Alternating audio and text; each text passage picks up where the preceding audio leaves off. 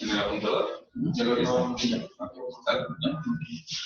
Buen día, vamos a revisar el tema de artritis séptica y osteomielitis, ¿sale?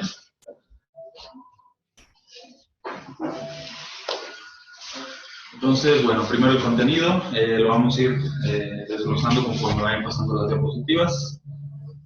Objetivos de la clase son varios. Hay que conocer el concepto como tal de artritis séptica y osteomielitis, así como diferenciar múltiples variables que podemos encontrar en las dos patologías.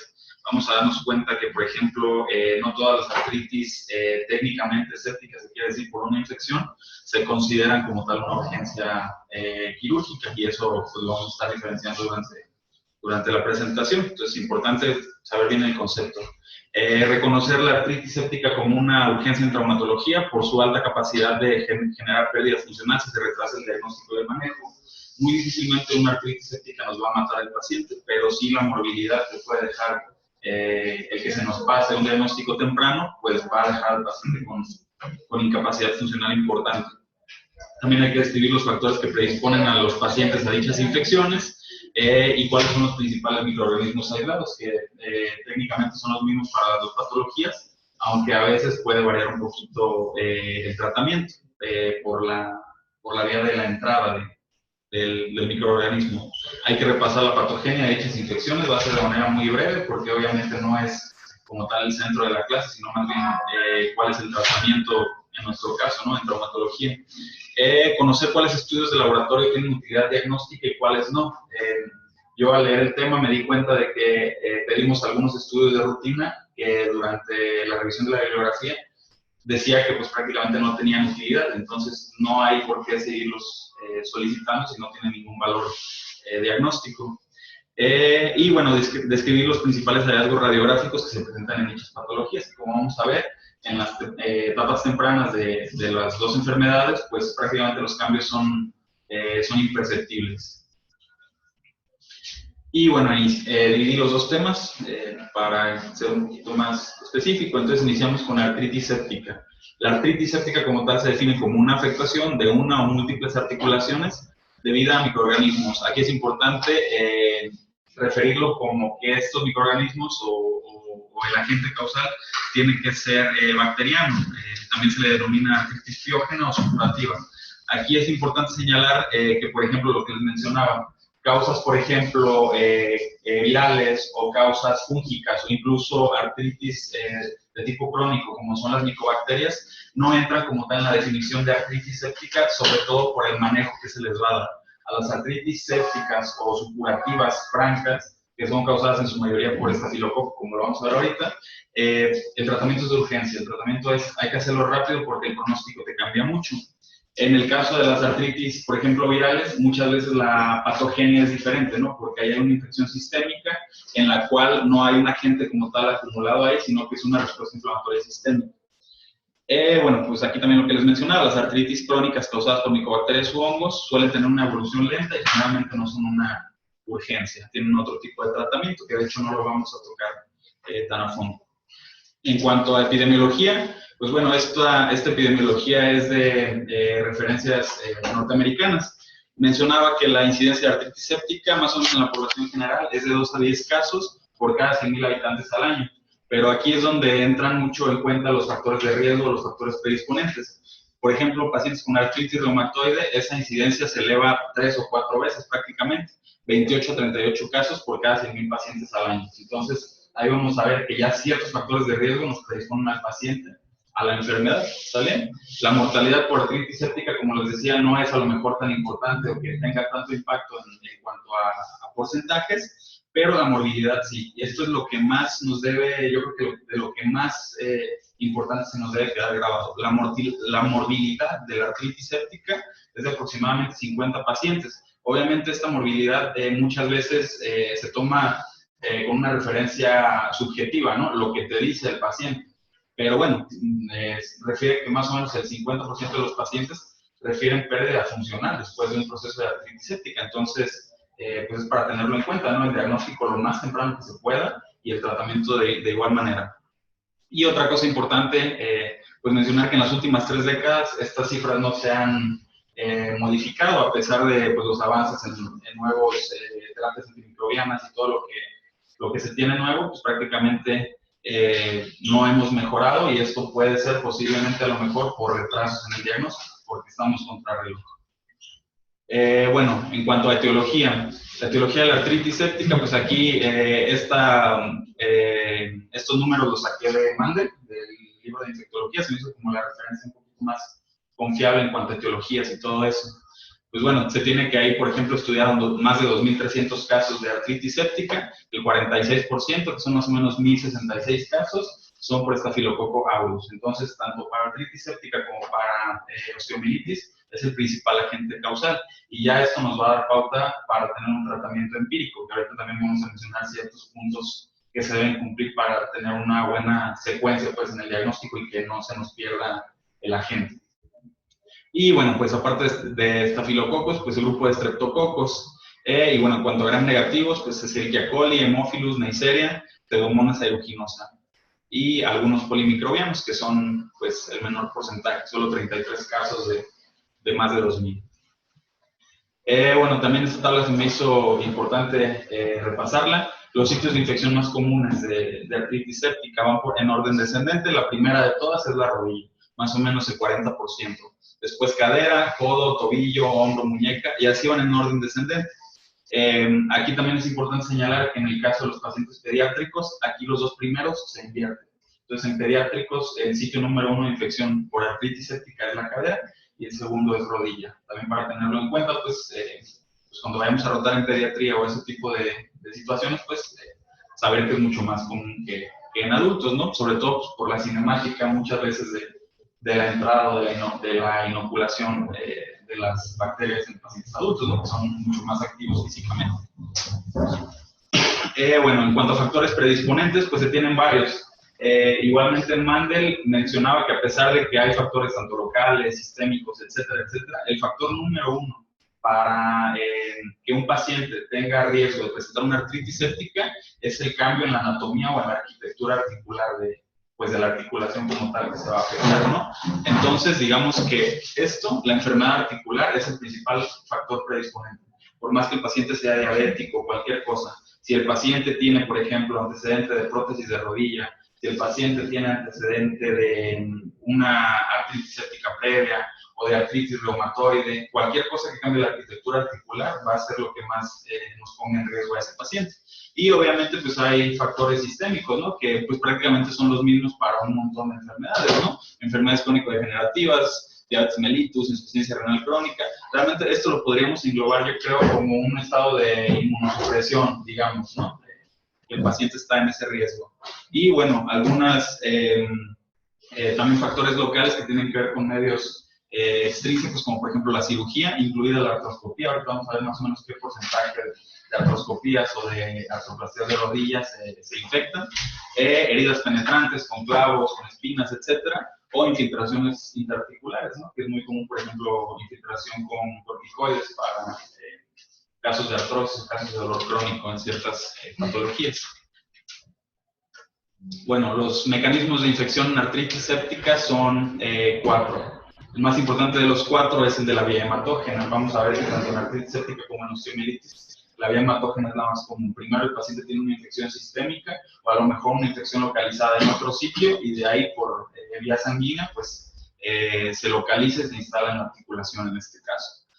Aquí también pues, se me hizo importante poner los porcentajes de qué tanto se afectan a nuestros pacientes, por ejemplo, en artroplastia de rodilla o en artroscopía.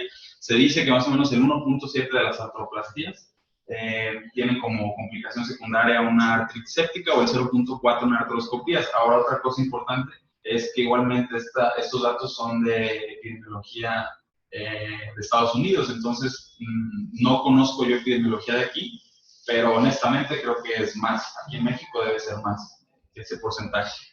Bueno, traumatismos y funciones percutáneas, como les decía, clavos, espinas, etcétera, o por contigüidad, ¿no? Pacientes con bursitis, pacientes con osteomielitis que se van a artritis séptica, o viceversa, ¿no? Pacientes con artritis séptica que después, por contigüidad, hay infección en hueso.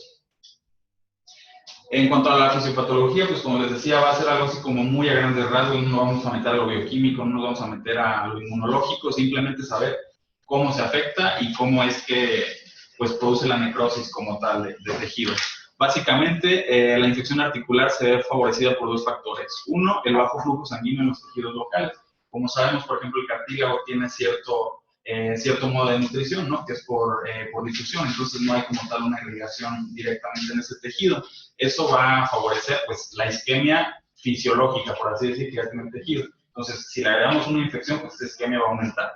Y segundo, que el tejido sinovial no tiene una membrana basal. Sabemos que la membrana basal en todos los tejidos, pues es, digamos que, ahora sí que una red, ¿no? O una puerta de entrada o de salida. Ahí paramos muchos de los microorganismos. La sinovial no tiene esto, entonces la entrada de todos los microbios pues, va prácticamente directo.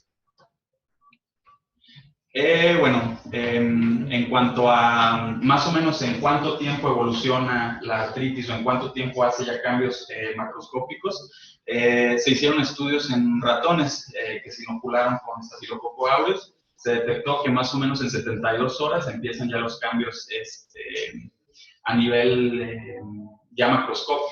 Entonces, esto es importante tenerlo en cuenta, pues que es como el tiempo que tenemos a lo mejor límite, ¿no? Que igual pues es en modelos murinos, entonces no sabemos en humanos qué tanto ese tiempo pueda variar, pero obviamente no se va a extender mucho más, ¿no? Que es aquí lo que estamos buscando, hacer las cosas rápido. Y bueno, algunos otros de los factores que aceleran el proceso de necrosis, pues son como tal la inflamación local, ¿no? Un derrame inflamatorio, esto va a aumentar la presión intraarticular y esto va a ser un círculo vicioso en donde va a haber mayor isquemia, mayor necrosis, ¿no? Sí, de ahí, una reacción inflamatoria ahí ocurrida por alguna bacteria muchas veces libera metaloproteinasas y empieza a atacar directamente sobre el cartílago. La misma presión intraarticular, si ya era deficiente la irrigación al cartílago, pues va a disminuir aún más. Y sí está reportado que a partir del tercer día empiezan cambios irreversibles. El quinto día es el límite para el cambio irreversible en una artritis séptica. Sin embargo, las 72 horas ya hay cambios en el cartílago que le van a generar problemas funcionales al paciente, ¿vale? Entonces, lo ideal y el problema inicial, es el diagnóstico. ¿Y por qué decía Humberto al principio que no ha cambiado realmente la situación relacionada con la incidencia, la mortalidad, sino la morbilidad? Es porque no hemos logrado prevenir esta situación, sino que el diagnóstico debe de ser oportuno para que no tengas alteraciones funcionales. ¿Vale? Bueno, pues entonces ya tenemos más o menos eso un poquito claro. Entonces pasamos en cuanto a datos clínicos y exploración física. Realmente los datos clínicos de la artritis séptica en este caso son muy francos, a diferencia de la osteomielitis, que es una diferencia importante. En el caso de la artritis séptica, pues prácticamente el paciente te va a estar gritando el diagnóstico, a menos de que, por ejemplo, tenga antecedentes de artritis botosa, artritis reumatoide, algún episodio agudo, pues sí, lo podemos a lo mejor sospechar alguna otra cosa. Pero casi siempre vamos a tener un cuadro que te va a gritar sin ningún paraclínico, sin ningún estudio de gabinete, que es una artritis séptica. Importante, por ejemplo, el hecho de que la afectación monoarticular es en el 90% de los casos. Entonces, si a uno de nuestros pacientes le duelen mucho 2 rodillas, o una rodilla y un codo, pues ahí ya hay que empezar a buscar otras cosas, ¿no? Muy posiblemente no sea una artritis séptica. Y bueno, pues los signos y síntomas de patrón inflamatorio básico, pues, o general que vemos en cualquier patología inflamatoria, el dolor intenso, pérdida de la funcionalidad, hiperemia, hipertermia, prácticamente lo que encontramos en cualquier infección, ¿no? Importante aquí también mencionar que la fiebre solo se encuentra en el 46% de los casos. Entonces, casi siempre los pacientes, tanto de artritis séptica como osteomielitis, vamos a ver que no tienen una repercusión sistémica o datos de respuesta inflamatoria sistémica. Casi nunca se nos van a poner sépticos por eso. ¿Sale? Va a ser una cuestión muy local. Y bueno, la exploración física, pues igual, dolor a la palpación en la zona afectada. Importante aquí, lo mencionaban en algunas bibliografías, la renuencia del paciente para que se explore el área afectada. Eso también nos puede dar como una cuestión sugerente de por dónde va el diagnóstico, ¿no? A mí, por ejemplo, en particular, me tocó este año, creo que 2 veces, que sí, los pacientes no se dejaban revisar, o sea, ni siquiera dejaban que tú les quitaras la sábana, estaban tapados con la sábana, ni siquiera toleraban el que los descubras, porque porque ya eso les dolía mucho. Entonces, están muy renuentes a la exploración, mucho menos a maniobras, ¿no? que causen dolor. Y bueno, disminución importante de los rangos de movilidad, obviamente. Hay que tener en mente que a pesar de que la mayoría de las artritis sépticas son biógenas, una situación bacteriana aguda, existen artritis sépticas por micobacterias, existen artritis sépticas por virus, bueno, artritis no sépticas, artritis por virus, existen por hongos y todas ellas requieren un tratamiento o un manejo. ¿Vale? Ahorita, evidentemente, y la clínica, obviamente, si es subaguda o crónica, va a ser muy diferente. Si ya no está diciendo que casi un alto porcentaje puede no presentar la fiebre, bueno, las que son subagudas y crónicas, no nada más la fiebre, sino que únicamente a veces el dolor, la molestia local, a veces no hay edema y no deja de ser un proceso inflamatorio en la articulación. ¿Sí? Bueno, de ahí pasamos a estudios de laboratorio y gabinete. Igualmente son, digamos, cuestiones muy generales, ¿no? Elevación de reactantes de fase aguda, proteína C reactiva, velocidad de sedimentación globular. Obviamente estos dichos tests no son específicos y tienen muy poco valor predictivo positivo. O sea, nos van a hablar de que hay una infección. ¿Dónde? No sabemos, ¿no? Eso ya es más de la clínica. Lo que sí se mencionaba como que tenía parámetros para saber qué tan probable podía ser una artritis séptica es el recuento de leucocitos en el líquido sinovial. Más o menos se tiene un estándar donde la cifra dice que arriba de 50.000 leucocitos por milímetro cúbico ya es altamente sugestivo de artritis séptica. Obviamente hay casos positivos en donde a lo mejor la leucocitosis no es tanta, pero pues eso ya digamos que son variantes que vamos a tener en cada caso particular, pero más o menos arriba de 50.000 leucocitos ya es altamente sugestivo. También de lo que les mencionaba, que a mí se me hizo muy importante y que yo no lo conocía antes de exponer el tema, era el hecho de que aquí pedimos siempre citológico y citoquímico, es como de cajón, ¿no? Ah, ok, le hiciste la artrocentesis, pídele citológico y pídele glucosa, DHL, etcétera, etcétera. Aquí donde yo revisé, dice que las bajas cifras de glucosa o la glucosa de líquido sinovial en general no es útil para el diagnóstico, ni nos lo descartan ni nos lo confirman, no sirve para nada y no hay que pedir esa glucosa. Y puse un ejemplo de donde sí nos es útil, ¿no? Por ejemplo, el líquido cefalorraquídeo para meningitis, pues es uno de los datos pues, pilares para el diagnóstico de una meningitis. En artritis séptica no, entonces no hay que pedir glucosa. Tampoco hay que pedir DHL ni proteínas, ¿no? En este caso, la DHL, por ejemplo, nos sirve en líquido pleural, ¿no? Criterios de Light, etcétera, para saber si es un exudado o un trasudado. En este caso, en artritis séptica tampoco nos sirve. El recuento de proteínas tampoco nos sirve. Entonces, a grandes rasgos, una artrocentesis solamente hay que hacer citológico, citoquímico no, ¿sale? Y bueno, también mencionaba bibliografía de Estados Unidos, que si está disponible, pues hay que realizar un análisis de microcristales en líquido. Eso no sé qué tan viable sea aquí, ¿sabes? Es importante que sepan que la glucosa, no sé, la bibliografía no lo pero lo que vamos es que existen parámetros tanto químicos, más biológicos, que te ayudan a identificar si estás pensando que es infeccioso, inflamatorio, traumático, si estás pensando que es normal líquido, y si hay cambios en relación a eso. Probablemente hay que ver la bibliografía de lo que tuvieron ellos, que es un artículo y no lo tuvieron, pero a lo que voy con todo esto es que ninguno de esos parámetros va a ser diagnóstico, pero un bloque de datos que puedes tomando te van orientando a qué es lo mejor para el paciente. Evidentemente la glucosa con sola no te va a dar, pero si empiezas a ver que tiene la glucosa levemente disminuida, si está aumentada las proteínas, ¿qué me está diciendo? Si aumentada las proteínas es un proceso inflamatorio. Cualquiera me lo puede dar, pero tiene que tener una proceso inflamatorio importante. La glucosa disminuida, ¿por qué es? Porque las bacterias la consumen. Entonces, probablemente no ninguna sea diagnóstica, pero sí te pueden orientar. Yo en lo personal lo solicito. O sea, yo sí lo solicito. La bibliografía que yo he revisado sí lo menciona. No digo que esté mal tu bibliografía, sino que hay que compararla y sería algo interesante buscar para ver, no sé qué queda rayado. Yo pienso que sí. Ahí sí lo piden en los un libro de infectos, no sé. Habría que identificar bien, porque hasta los mismos de reumatología te ponen un cuadro donde se dice tanto leucocitos, tanto. Y la otra es que puede el paciente estar inmunosuprimido y eso ya cambia todo, ¿no? Puede el paciente tener una situación sistémica, diabetes o algo, y puede cambiar sus parámetros. Lo importante es no enfocarnos nada más en los números, con los resultados, sino en todo el paciente, porque si no puede pasar desapercibido. Puede estar luego disminuidos ahí y tener su artritis séptica. Sí, claro. Pues de hecho, todo se valora desde la toma de la muestra, cuando es el tipo de líquido.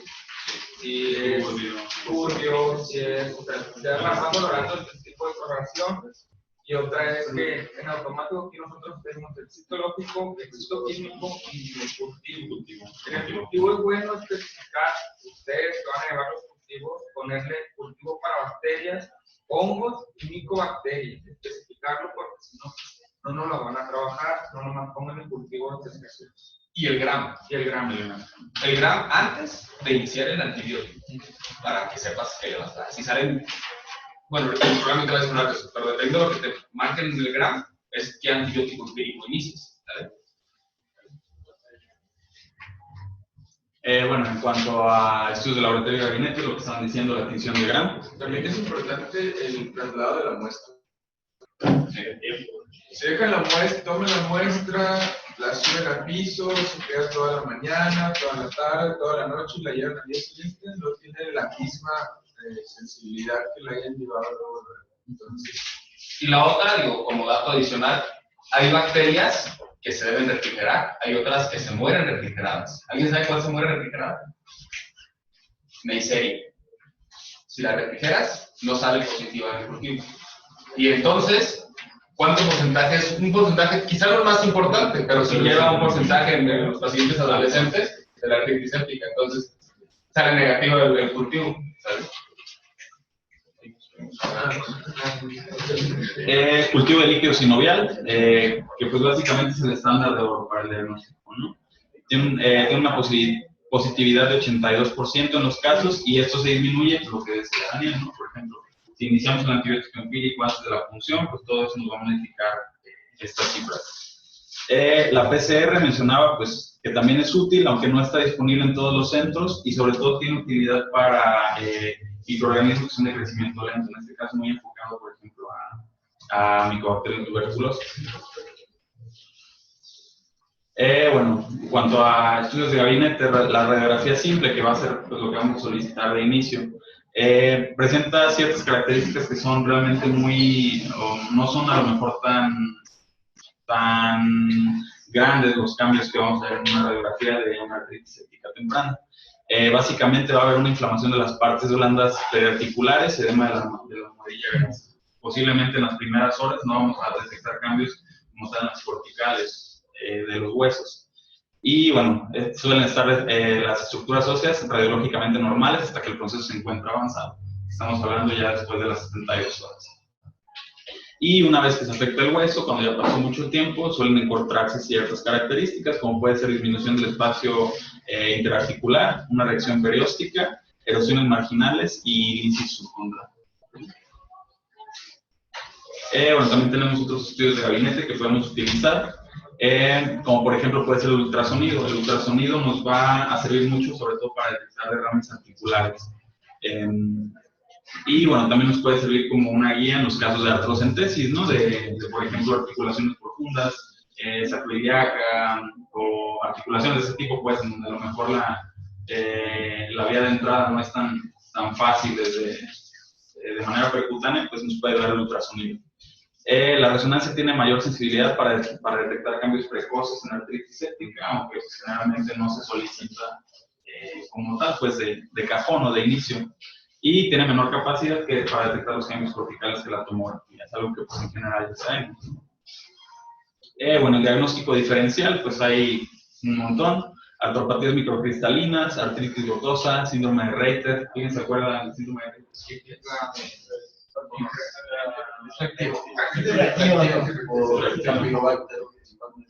No,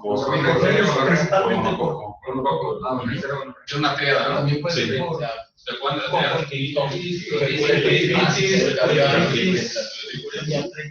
Exactamente. Bueno, enfermedades inflamatorias sistémicas, ¿no? Lupus, artritis reumatoide, etcétera, y fiebre reumática. Obviamente, pues, cada una tiene sus características que lo pueden diferenciar, ¿no?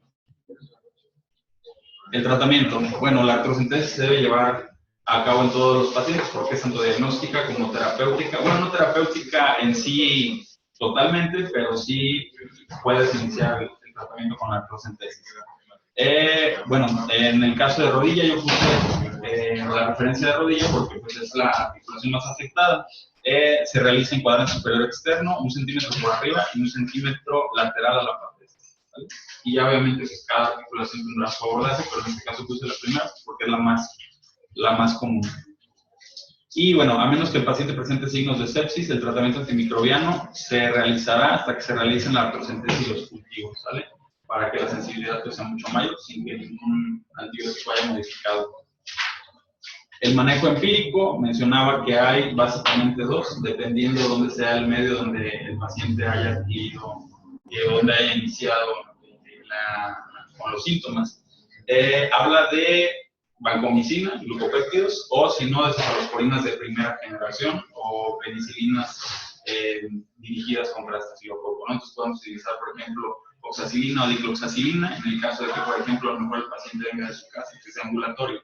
Si el paciente inició con síntomas ya una vez intrahospitalario, se sugiere iniciar ya directamente con la vancomicina, ¿no? Pensando en un microorganismo meticilino resistente. Y el tratamiento es mínimo por 14 días, se puede extender hasta 3 semanas. Bueno, en cuanto a la artrotomía, encontré que el abordaje en este caso va a ser para-rotuliano, en una línea recta, y que idealmente se debe dejar la articulación abierta con un sistema de irrigación continua por más o menos 48 a 72 horas y después cerrarlo, ¿no? Para asegurarnos pues, de que prácticamente todo el contenido que se tenía se pudo drenar adecuadamente. El pronóstico. El factor pronóstico más importante es el tiempo transcurrido desde que llega el paciente y le hacemos el diagnóstico hasta que lo tratamos, ¿vale? Eso es lo que más nos va a importar. Si el paciente es diabético, pues sí, a lo mejor le va a ir mal, si tiene algunos otros factores predisponentes. Pero si nosotros actuamos a tiempo, generalmente el pronóstico no va a ser tan mal. Y bueno, factores de mal pronóstico ya, pues, digamos, intrínsecos del paciente, pues, bueno, algunos intrínsecos y otros como tal de nosotros los tratantes, el retraso en el tratamiento mayor a 7 días, pacientes pediátricos menores de 1 año, la localización, se dice que ya por sí sola, localización en cadera y hombro tienen un poquito de más morbilidad que otras articulaciones, una osteomielitis concomitante y el inmunocompromiso del paciente. Ya con eso, pues sabemos que posiblemente al paciente no le va a ir tan bien. No sé si tienen dudas en cuanto a artritis séptica, algo que les haya... Hay una tablita de tratamiento empírico, probablemente el tuyo esté más actualizado. Yo había revisado que la vancomicina no se utilizaba como tratamiento empírico. Tengo que buscar a ver si mi artículo es más viejo que el tuyo. Decía que porque no penetra el mucocáliz de algunas bacterias, que no se está de evitar, y la otra, la resistencia que se puede generar. Las opciones que yo revisé eran si en el gram salía gram positivo, alguien que quedaría. Yo había revisado que de primer instancia, o sea, empírico, tú puedes dejar un beta-lactámico junto con un aminoglucósido de manera empírica para tratar de abarcar tanto gram positivo. Sería gram positivo. Tomas el protis, perdón, el gram, y ves si es poco gram positivo. Hasta donde yo había visto, pues, se iniciaba gentamicina, amicacina con un beta-lactámico ideal sería una cefalosporina de primitivo. Agregando que aquí probablemente no nos vayan a dar la vancomicina como empírico, ¿no? Para que también lo sepan. Si saliera gram negativo, habría dos opciones. Pudieras dar, dependiendo de la edad del paciente, una quinolona. ¿Por qué edad? Porque pues, un paciente pediátrico no la vas a dar. O si no, una ceftriaxona, ¿sale? Si en dado caso de que saliera negativo o no se haya reportado nada o nada más tejido hemático, entonces dar ceftriaxona y un aminoglucósido, ¿sale? Así es como yo lo había revisado y en las guías, pero probablemente tu bibliografía está un poco más actualizada, lo voy a revisar. Lo único que yo sí había visto es que se trataba de evitar pues, la vancomicina como manejo empírico para evitar resistencia y por lo de vocales. Pero bueno, hay que buscarlo también para ver qué bibliografía es la más actualizada, ¿sí? Pero para que lo tengan en mente también, ¿sí? Entonces, pues bueno, pasamos a osteomielitis, ya después de artritis séptica. Bueno, el concepto, como tal, lo piden en cuanto a cómo ir desarrollando el tema. Es un proceso inflamatorio óseo de origen bacteriano piógeno, originado casi siempre en un foco séptico a distancia. Vamos a ver que también se clasifican de acuerdo a la etiología, de acuerdo al tiempo, etcétera. Pero tiene varios, presentaciones, que puede ser un foco séptico que migra al hueso por vía hematógena. Puede ser por contigüidad, en este caso una artritis séptica puede evolucionar después con osteomielitis, o por inoculación directa, ¿sale? Sobre todo en pacientes con fracturas expuestas, que es lo que vamos a estar viendo aquí. Perdón. Y bueno, hay varias clasificaciones. Yo puse 3, dependiendo de cómo las queramos clasificar. Por ejemplo, según evolución o tiempo de transcurrido desde el inicio de los síntomas, se clasifican aguda, subaguda, crónica y residual. En este caso, la aguda se considera un periodo menor a 2 semanas, la subaguda de 2 a 4 semanas y la crónica por encima de 4 semanas. La residual como tal no tiene a lo mejor un tiempo de evolución, pero refieren que se considera todo el proceso de osteomielitis que se encuentra ya en etapa de secuelas. Hay otras formas de clasificarla, como por ejemplo les decía la etiología, ¿no? En este caso, hematógena, que más o menos son los 2/3 de los pacientes. Ahorita también vamos a ver que hay cierto grupo etario que tiene mucha más predilección por este tipo de contaminación, ¿no? Por contigüidad, 4%, inoculación directa, más o menos el 27%, el 27% del total de las osteomielitis. Ahora, de los pacientes que sufren una exposición del hueso durante una fractura, más o menos del 3 al 25, aunque el rango se me hizo pues muy grande, pues muy chiquito el rango, pero más o menos del 3 al 25% de los pacientes se infectan. Pero eso tiene que ver con el grado de exposición. No lo Sí, mismo que sea posiblemente una 1 que sea una 3. Una 3, claro, exactamente. Y bueno, también hay otra clasificación que es la asociada a insuficiencia vascular. Bueno, también hay otra forma de clasificarlo, que es, por ejemplo, el tipo anatómico de osteomielitis, ¿no? Que puede ser regular, superficial, localizada, difusa, o, por ejemplo, si el paciente está sano o si el paciente tiene como, eso es lo que decía. Hay muchas formas de clasificarlo, y ya a nosotros lo que más nos puede servir es por etiología o por el tiempo de evolución, para saber en qué etapa está el paciente o qué tanto pronóstico le va a quedar. Y bueno, igualmente, como decía, los factores predisponentes prácticamente son los mismos para un montón de enfermedades, ¿no? La inmunosupresión, digamos, de manera crónica en el paciente, la diabetes, desnutrición, enfermedad inmunitaria, son los mismos. Y bueno, también hay ciertos factores locales, como es el linfedema crónico, la vasculitis, estasis venosa, perdón, neuropatía, se la decimos,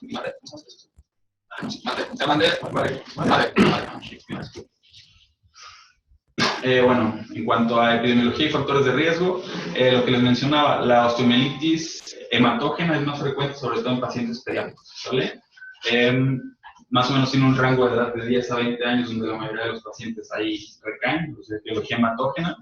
Tiene mayor prevalencia en hombres, más o menos de 2 a 1. No se sabe por qué, pero pues, hay mayor prevalencia en hombres. La osteomielitis por inoculación directa pues es más frecuente obviamente en población laboralmente activa, en población físicamente más activa, ¿no? Pacientes que a lo mejor se transportan a su trabajo, que van en bicicleta, en motocicleta, etcétera, pues tienen mucho más riesgo de una fractura expuesta que un niño que no sale de su casa. Igualmente con mayor predominio en sexo masculino, a lo mejor también por el tipo de actividades que se hacen. Y bueno, los factores de riesgo pues ya los habíamos revisado en la hoja de hoja. Los microorganismos asociados básicamente son los mismos, la tabla prácticamente es la misma. Staphylococcus aureus es el hueso digamos, del caso pues, de los pacientes que van a tener osteomielitis, y bueno, ya algunos otros, ¿no? Streptococcus sobre todo, y en el caso de pacientes con infecciones a lo mejor atípicas o con algunos microorganismos atípicos, ¿no? Bueno, la patogenia de la osteomielitis, igualmente como en la artritis séptica, a lo mejor no me metí tanto en el aspecto bioquímico o inmunológico, sino más bien el saber cómo es que el paciente está infectado y por qué es a lo mejor difícil de resolverlo. En este caso, se habla que, bueno, me enfoqué en cuanto a la osteomielitis hematógena, la patogenia. El primer paso para que se desarrolle es que el paciente tenga un foco séptico alejado, digamos, del hueso, que puede ser sintomático o asintomático. Mencionaba que los dos principales focos sépticos que después evolucionan en osteomielitis son infecciones en piel e infecciones en vías respiratorias, ¿no? Entonces, a lo mejor tenemos un niño con un impétigo, con una escarlatina, y después, al paso de algunas semanas, pues puede iniciar con un proceso de osteomielitis. La llegada del agente infeccioso al hueso, pues va directamente por migración vía hematógena, y se dice que tiene cierta predilección por cierta zona de los huesos, que en este caso son las metáfisis de los huesos largos, donde más comúnmente se localiza el foco séptico. Bueno, después esta infección se desplaza hasta ciertas redes en donde a lo mejor hay un poquito de éstasis sanguínea, en donde a lo mejor hay más facilidad de que pueda haber replicación bacteriana, y pues el proceso inflamatorio se inicia igualmente como en la artritis séptica, básicamente por dos mecanismos, que es la isquemia acompañada del aumento de la presión, que esto va a disminuir el flujo a nivel local. En cuanto a signos y síntomas, mencionaba aquí, a diferencia de la artritis séptica, que casi nunca vamos a tener un cuadro tan florido, sobre todo si el mecanismo fue a lo mejor, o la etiología fue hematógena. En un paciente a lo mejor con una fractura expuesta, como decía Daniel, un Agustilo 3, pues sí, si le vemos ahí el hueso prácticamente saliendo pus, pues a lo mejor se va a tener un cuadro muy florido, pero en la mayoría de los pacientes no se lleva a cabo de esa manera. El dolor local suele ser inespecífico y casi nunca se suele acompañar de otras manifestaciones sistémicas, ¿no? El paciente simplemente dice que le duele y a lo mejor hubo algún antecedente traumático o algo por el estilo, pues, pero no es tan florido. Igualmente común la ausencia de signos y síntomas sistémicos, igual que en la artritis séptica, y se dice que el diagnóstico a veces solía darse hasta una segunda o tercera evaluación del paciente, ¿sale? Pensamos a lo mejor en otra cosa, tomamos la radiografía, si no hay cambios, a lo mejor porque los cambios se dan después de los 14 días, pues decimos, pues no trae fractura, puede ser pues alguna otra cosa, ¿no? Le podemos poner el nombre que queramos al diagnóstico. Y muchas veces eso puede hacer que se retrase el diagnóstico.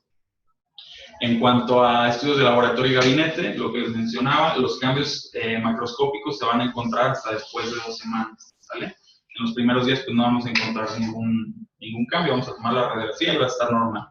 Y bueno, se puede observar en ese tiempo, lo que sí podemos observar a lo mejor es cambio igualmente en los tejidos blandos circundantes, igual que en artritis séptica. Una vez ya que tenemos como tal el cuadro ya desarrollado macroscópicamente, pues hay ciertas imágenes que son características, pues como pueden ser los abscesos de oro, que son secuestros intraóseos o abscesos intraóseos. En cuanto a estudios de laboratorio y gabinete, la TAC se dice que también nos puede ayudar, sobre todo para detectar secuestros, igualmente, igual que en la radiografía. Y la resonancia se supone que es la que más utilidad tiene, sobre todo en etapas tempranas. Tiene una sensibilidad del 95% y una especificidad del 85%. Ahora yo no he visto que aquí se tomen resonancias como de inicio, no sé qué tanto sea en la práctica común. Yo aquí en el servicio no he visto mucho proceso. De hecho, lo que nos comentaba la doctora Komura, nos había dicho que no le pidieron los gamagramas, la resonancia. Sí, pues a lo mejor es una práctica que tendríamos que cambiar, porque sí dice que es altamente sensible. A pesar de ello, no hay un signo característico en la resonancia. Bueno, me imagino que ninguno tiene pero no, ni por eso que no se ve nada, pero en la resonancia pues, se va a saber algunos datos, datos físicos inflamatorios y probablemente una reacción perióstica, dependiendo del grado en el que estemos, agudo o crónico, lo que vas a ir encontrando, pero no es tampoco una diagnóstica de osteomelitis. Y bueno, pues también mencionaba algo que aquí sí hacemos mucho, pues en pacientes con osteomelitis vertebral o con una discitis, pues sí, ahí sí solicitamos mucho resonancia, ¿no? Bueno, algunos otros, por ejemplo el gamagrama, alta sensibilidad, pero el gamagrama prácticamente es un estudio que nos dice hay inflamación en tal lugar del sistema musculoesquelético, ¿no? Pues sí, del esqueleto, pero no nos va a decir nunca el gamagrama si esa inflamación es por un tumor, si es por una metástasis, si es por una infección, si es por... O sea, no nos va a dar una etiología, entonces la especificidad pues es muy baja de este estudio. Es el más útil en fase aguda porque obviamente al detectar actividad metabólica pues nos va a detectar alteraciones antes de que en la radiografía aparezca, pero pues como tal no tiene tanta utilidad el gamagrama. Bueno, algunos de los estudios de laboratorio y gabinete, de laboratorio paraclínicos, pues igualmente marcadores de inflamación generales, ¿no? Leucocitosis, velocidad de sedimentación globular, proteína C reactiva. De estas tres, la que más sensibilidad tiene es la proteína C reactiva. Los cultivos, obviamente, son el estándar de oro para el diagnóstico. Y bueno, se dice que para hacer para hablar adecuadamente, si buscamos el patógeno como tal de osteomelitis, tiene que ser cultivo tanto de secreción o de tejido óseo como hemocultivo, tenemos que combinar, ¿vale? Y bueno, también mencionaba que en pacientes, que era algo que mencionaba Armando, en pacientes que nosotros tenemos una sospecha clínica de osteomelitis y que dicen que el cultivo es negativo, posiblemente hay que pensar en etiologías atípicas, en este caso hongos o bacterias. Entonces hay que volver a tomar cultivo y especificar lo que decía Armando, ¿no? Está solicitando cultivo específico para cualquier precaución, por ahí se nos puede escapar el agente biológico. Bueno, en cuanto a tratamiento, pues igualmente puse, o sea que igualmente en infectología pues hay varios esquemas, ¿no? por ejemplo, se dice que se puede iniciar igualmente con un agente transámico para agentes que no son meticilino resistentes. Pero esto igualmente, como les decía, en la artritis séptica va a ser dependiendo de dónde sospechamos que el paciente tomó la infección. Si a lo mejor se cayó en su casa y se encajó una espina, pues bueno, tal vez. Pero si estuvo aquí en el hospital y aquí inició con los síntomas, lo más probable es que el microorganismo pues, sea mucho más agresivo, ¿no? Bueno, el objetivo del tratamiento consiste en erradicar la infección y sobre todo restaurar la función. Aquí vemos muchos pacientes que pasan 2, 3 años con fijadores externos, etcétera, en donde pues no se puede quitar la infección. Entonces, ¿hasta dónde, qué tanto la funcionalidad se está perdiendo por la infección como tal, ¿no? Hay que tratar de erradicar siempre. Bueno, se hizo un estudio en 1994, a lo mejor estaba estudiando pues una cosa obvia, pero que a lo mejor era necesario demostrarla como tal, pues con estudios, ahora sí, no valga el pleonasmo. En 1994 dice que la antibioticoterapia por sí sola no esteriliza el hueso. Por lo tanto, un paciente con osteomielitis nunca se va a curar aunque le demos antibiótico solamente. El paciente tiene que entrar a esos quirúrgicos, a derivaciones continuas, etcétera, etcétera, para tratar de volver a esterilizar el hueso. Y bueno, mencionaban que no hay una pauta clara para el tiempo de tratamiento, sobre todo en fase aguda. Mencionaba que lo más aceptado ahorita es un estándar de 6 semanas con tratamiento intravenoso, y ya a partir de ahí pues va a depender del agente etiológico, de la situación clínica del paciente, qué tanto nos podemos extender con tratamiento vía oral o ambulatorio. Pero nos habla que de reciente diagnóstico el paciente tiene que recibir tratamiento intravenoso por un periodo de mes y medio. Y bueno, en cuanto a los principios quirúrgicos, pues es algo que pues ya sabemos, ¿no? Lo que hacemos aquí prácticamente con todos los pacientes que se infectan o tienen alguna disencia, etcétera, ¿no? El drenaje adecuado, obviamente, pues, lavar bien, hacer un adecuado aseo, debridamiento adecuado. También se menciona que pues, hay que quitar todos los implantes que se tengan en el paciente y colocar fijaciones externas en caso de que sea necesario también. Porque por la cuestión de los biofilm, pues muchas veces no se puede llegar a erradicar la infección de fondo si le dejamos ahí la placa dentro del paciente. Bueno, el cierre completo de la herida y la estabilidad de la fractura infectada. Mencionaba, por ejemplo, ya al final, que el tiempo de ventana para un aseo en fracturas expuestas se reduce un poquito más. Bueno, cuando yo había leído el tema, mencionaba que más o menos eran 6, incluso en algunas bibliografías hasta 12 horas. Aquí se ponen más estrictos, dice que tenemos solamente 5 horas para disminuir el riesgo de una osteomielitis. Y también algo que se me hizo interesante, solo que ya no hubo oportunidad de buscar más, a lo mejor estaría bien buscar después un artículo, mencionan que el uso de metilmetacrilato en pacientes con fracturas agudas o fracturas expuestas, se ha visto que disminuye la incidencia pues, de osteomielitis. Entonces, esto todavía no está como bien establecido, todavía no para hacer una guía o no para hacer un consenso general, pero sí se ha visto que ayuda. Entonces, habría que buscar un poquito más de bibliografía. Con eso solamente se los puse, pues es una opción que aquí no hacemos, que tal vez sería interesante aplicarla. Y bueno, no existe un consenso sobre utilizar como tal una fijación interna y externa cuando el paciente nos llega así en agudo. Sabemos que después de que ya pasó un tiempo prolongado, pues siempre se va a ir a fijación externa, ¿no? Para precisamente erradicar la infección. Pero si un paciente nos llega en agudo, todavía no está completamente establecido si podemos poner el implante definitivo desde el principio o si es mejor esperarse a ver si no desarrolla precisamente la infección. Y bueno, en cuanto a conclusiones, pues yo creo que son muchas. Puse pues las que se me hicieron un poquito más importantes. Ambas patologías tienen un alto potencial de morbilidad, eso es importante lo que decía al principio. No van a matar al paciente, pero lo van a dejar con muchas secuelas, con mucha incapacidad funcional. Entonces, evaluar cada caso para dar un pronóstico adecuado. Si vemos que el paciente no va a evolucionar adecuadamente, pues irle proponiendo a lo mejor ciertas medidas radicales, ¿no? En dado caso. La artritis séptica, como ya lo mencionamos un montón de veces, es una urgencia quirúrgica y en grado de diagnóstica hay que realizar el drenaje a todos los pacientes. Más vale que nos digan el citológico negativo, o la sangre, lo que sea, para mejorar la función. La osteomielitis hematógena suele tener una historia natural insidiosa, no es un cuadro transferido, como lo hemos dicho, porque siempre hay que tomar en cuenta como diagnóstico diferencial, porque no es un antecedente traumático, una fractura expuesta, como diagrama.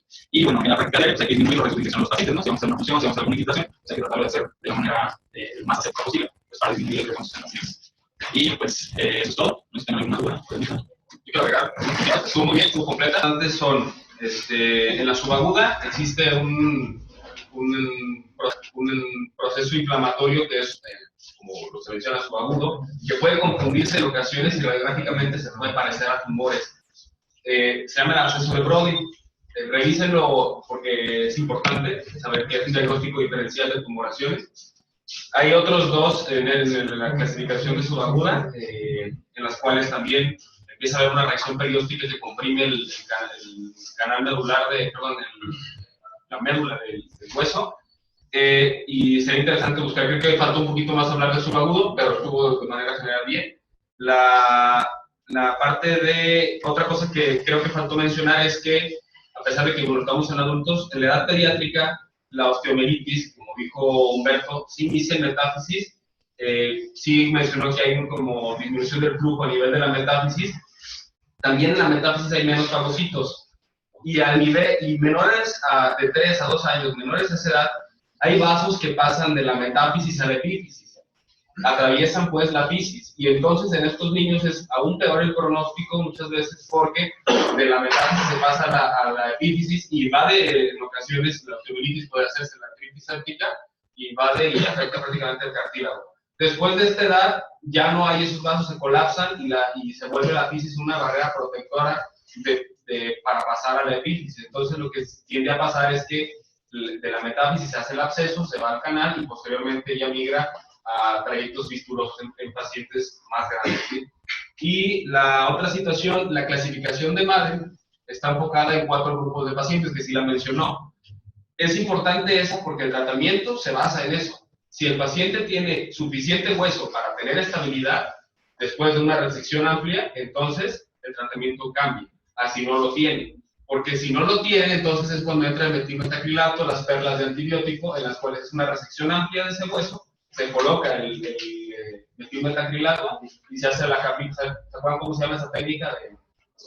El masquelet. Y así se deja el metilmetacrilato con antibiótico, obviamente, y se cubre con una capa que posteriormente a las 6 semanas en promedio se abre, se reseca ese cemento y se coloca injerto autólogo y pues de todo tipo de injerto para lograr restablecer ese hueso con una resección amplia. De hecho, dicen en los libros que es una resección tipo oncológica cuando es una osteomielitis, si no es difícil erradicar el padecimiento. Y pues prácticamente, y es por eso que le llaman la gran simuladora a las osteomielitis subagudas y crónicas. El paciente puede estar toda su vida prácticamente y a veces no hacemos el diagnóstico oportuno que afecta la estabilidad del hueso. Eso es muy bien. ¿No sé si tienen alguna otra duda? Bueno, bien.